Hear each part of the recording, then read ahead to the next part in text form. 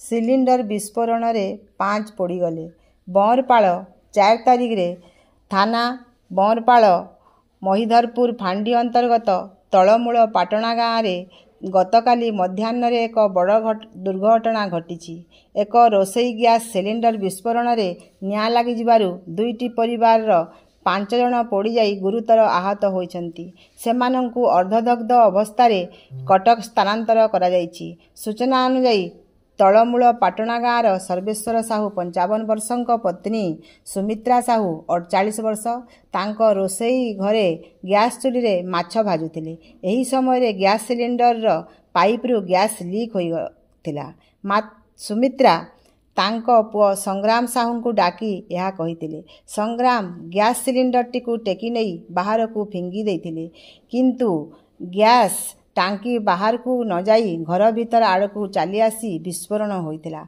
फल रे निआं लगी जाई सुमित्रा साहू तांको स्वामी सर्वेश्वर साहू पुओ संग्राम दियर बाबुला साहू 48 वर्ष और बाबुलांको पुओ रंजित साहू गुरुतर आहत होइथिले। सुमित्रांको जा तपस्विनी साहू मध्य एही निआं रे पोड़ी होई आहत होइथिले। निआं लगी सर्वेश्वरंको घरर किछि आसबाबपत्र पोड़ी जाइथिला। ग्रामवासी आहत 6 जन को उद्धार करी जिला मुख्य चिकित्सालय रे भर्ती करथिले। सेठारु सर्वेश्वर सुमित्रा बाबुला संग्राम और रंजित को कटक एक घरोई डाक्तरखाना को स्थानांतर करा जायछि। गैस दुर्घटना संपर्क रे विभाग और पुलिस पक्षरु तदंत आरंभ होईछि। धर्मेंद्रंको प्रचार आरंभ। अनुगुल 4 तारिख रे साधु संत महिमा धर्मावलंबी और कीर्तन मंडली गहन रे केंद्र मंत्री धर्मेंद्र प्रधान अनुगुल जिला छेंडीपदा ब्लॉक ब्राह्मण बिल ग्रामरू निर्वाचन प्रचार आरंभ करिसेंती। प्रचार आरंभरू से राज्य सरकार को टार्गेट करिसेंती। ओडिशारू दुर्नीति हटाइबा पई डबल इंजिन सरकार आवश्यक बोली धर्मेंद्र कहिसेंती। केंद्र मंत्री कहिसेंती जे 24 वर्ष धरी चलीथिबा राज्य सरकार सबु क्षेत्र रे विफल होईची। गाँ को स्वच्छ पीवा पानी नहीं, पानी पाई हीराकुद भली अंचल रे डायरिया व्यापी लोकंक मृत्यु होइतिबा बेले शताधिक लोक आक्रांत होई मेडिकल रे चिकित्साधीन होइछंती। विशिष्ट प्राणी चिकित्सकंक परलोक। संबलपुर 4 तारिख रे संबलपुर रो विशिष्ट प्राणी चिकित्सक डाक्टर ज्योतिरंजन पंडा 79 वर्ष मंगलवार मध्यरात्रि रे परलोक होईची। श्वासक्रिया जनित समस्या हेबारु तांकु प्रथमे जिला मुख्य डाक्तरखाना रे भर्ती कराइथिला, परे एक घरोई डाक्तरखाना को स्थानांतर करा जाइथिला। चिकित्साधीन अवस्था तांको परलोक हो जाइछि। स्वर्गत डाक्तर पंडा प्राणीधन विभाग जुग्म निर्देशकंक पदवी रे रही अवसर नेथिले। अवसर ग्रहण परे वृक्षरोपण और परिवेश सुरक्षा पाई गठनमूलक पदक्षेप ग्रहण करथिले। विशुद्ध पानीय जल जोगान दाबी।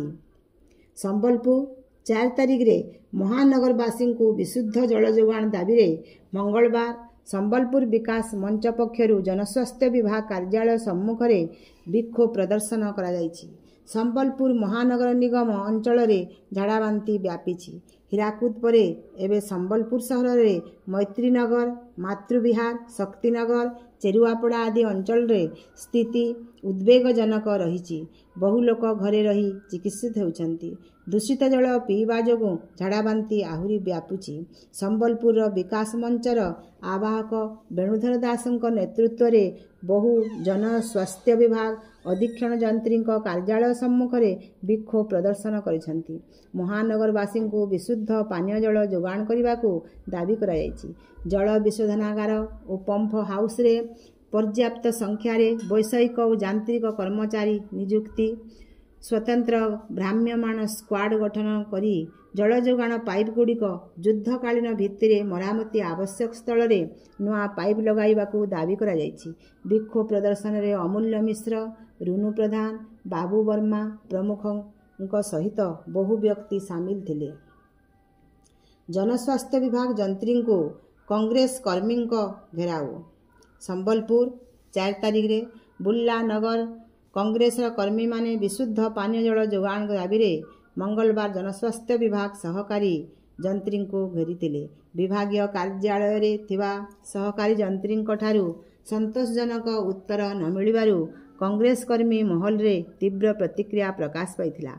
सहकारी जंत्रीଙ୍କୁ ନେଇ କଂଗ୍ରେସ କର୍ମୀମାନେ ବୁର୍ଲା ଜଗନ୍ନାଥ ବିହାର ଛକଠାରେ ଥିବା ଜଳ ବିଶୋଧନ କେନ୍ଦ୍ର ପରିଦର୍ଶନ କରିଥିଲେ। ବିଶୋଧନ କେନ୍ଦ୍ର ପରିମଳ ବ୍ୟବସ୍ଥାକୁ ନେଇ କଂଗ୍ରେସ କର୍ମୀମାନେ ଉଦ୍ବେଗ ପ୍ରକାଶ କରିଥିଲେ।